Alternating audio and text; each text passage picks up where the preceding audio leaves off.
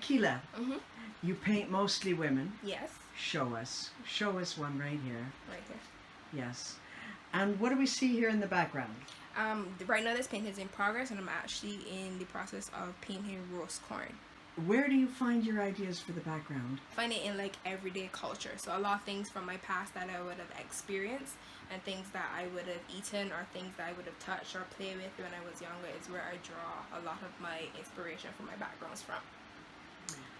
And why do we see all your people from... I don't want you to focus on them as an individual, but their reaction to the background and the imagery that's playing behind here. When you see people's faces, you tend to want to know about the individual themselves, and you ask too many questions about the person and not about their interaction with the background and the total piece in general.